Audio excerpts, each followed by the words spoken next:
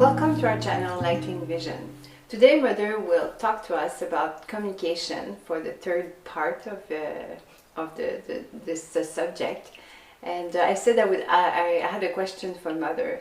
So welcome, Mother. Thank you. So I was wondering, what can we do to make our communication clearer and more genuine so that we're clear with one another? Yes, you can say that to be clear,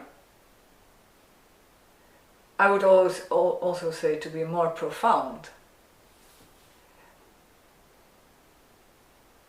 To be clear and to be more profound in your way of communication, you have to take a risk.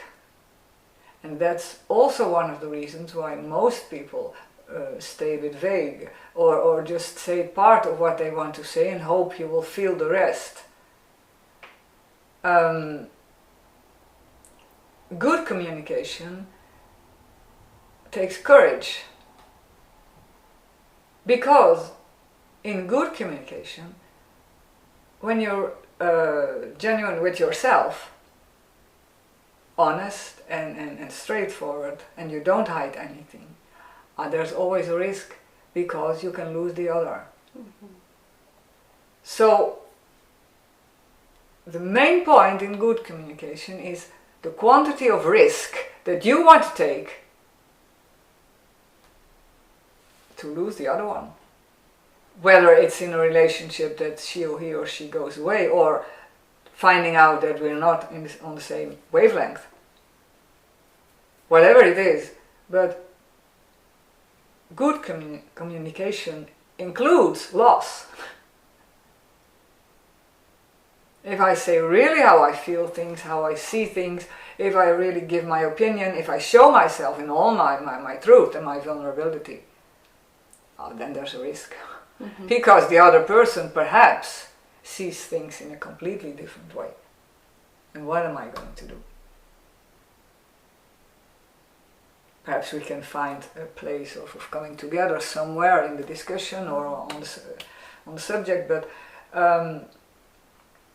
I have to take the risk that perhaps we will not find each other in this discussion.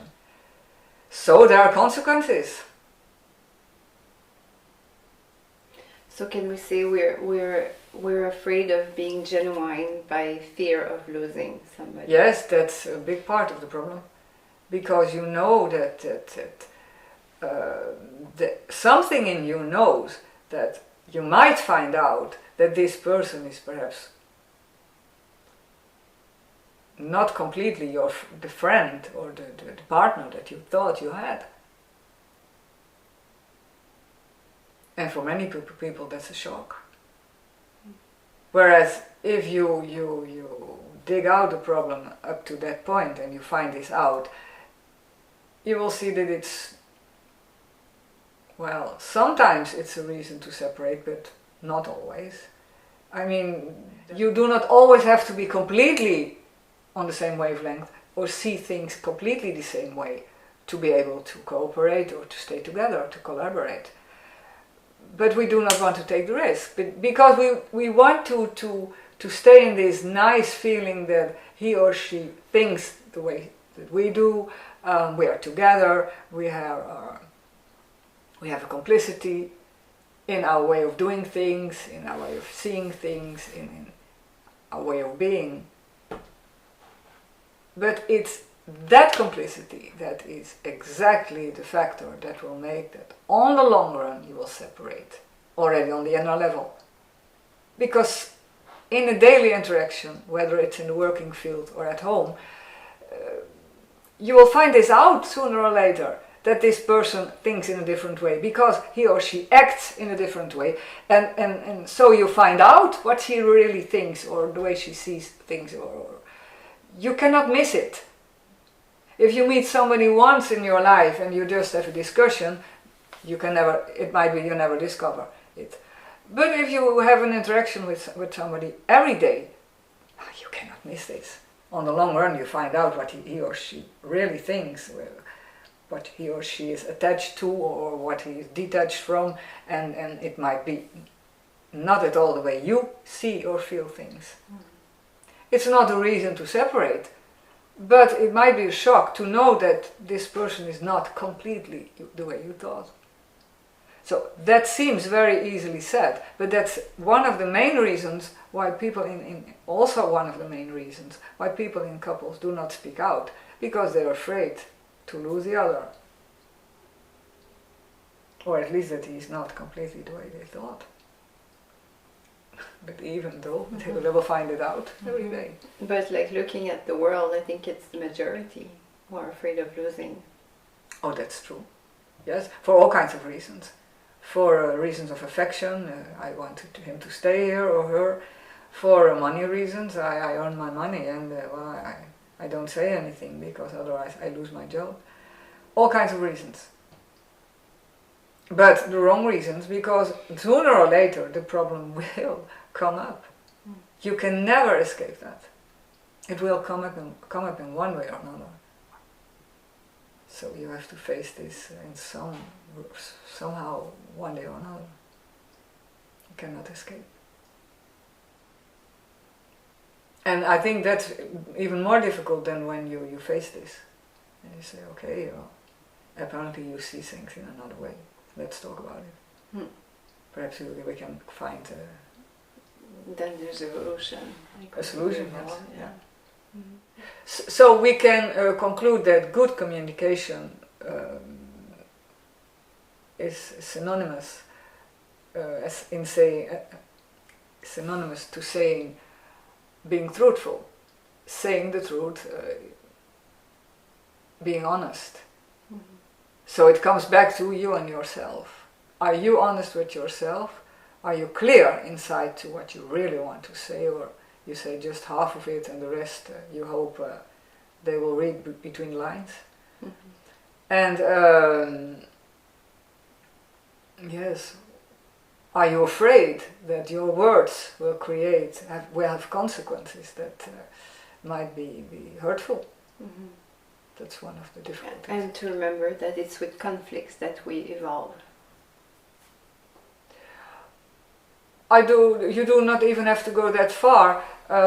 You can say that you cannot escape, because in this relationship at that moment, this is the truth. And now you can try to hide it, but it will come up sooner or later. I mean, what we can call the truth between two people has to do with the reason they have met and they are together, or they're working together, or that truth you can never escape, whatever you do. And that's one of the truths that people constantly try to avoid. In relationships, all levels in society, there's a reason you come together. There's a reason you're in front of that person and not in front of another. Well, so there's a truth between the two of you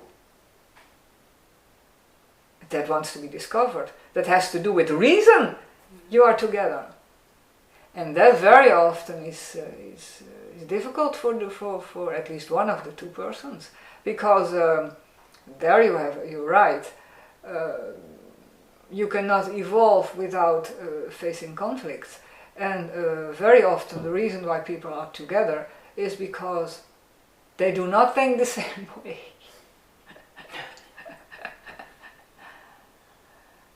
Perhaps that's the basic truth of life.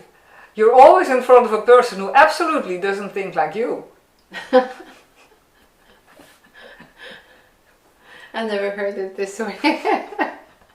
Well, that's what evolution is about.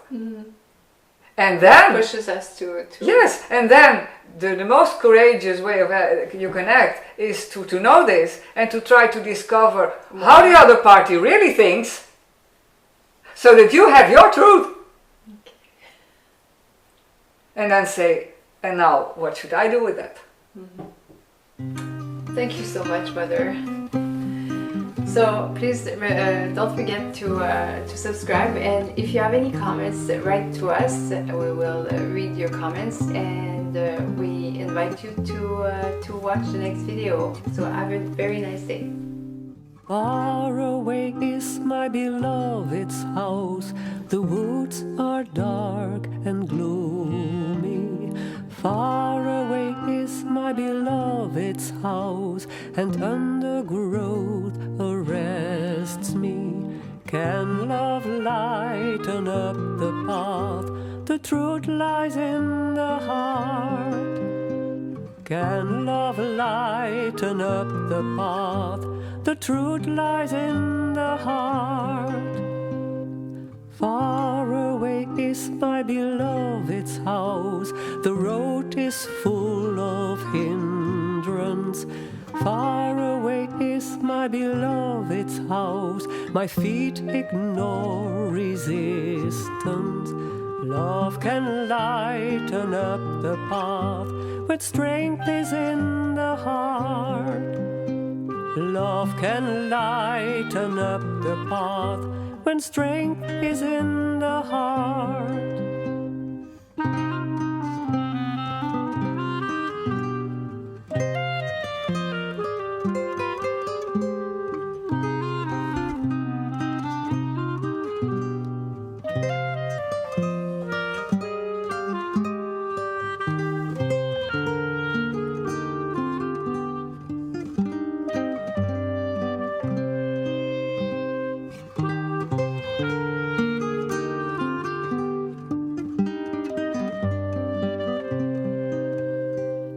Far away is my beloved's house. The woods are dark and gloomy. Far away is my beloved's house, and undergrowth arrests me. Can love lighten up the path? The truth lies in the heart.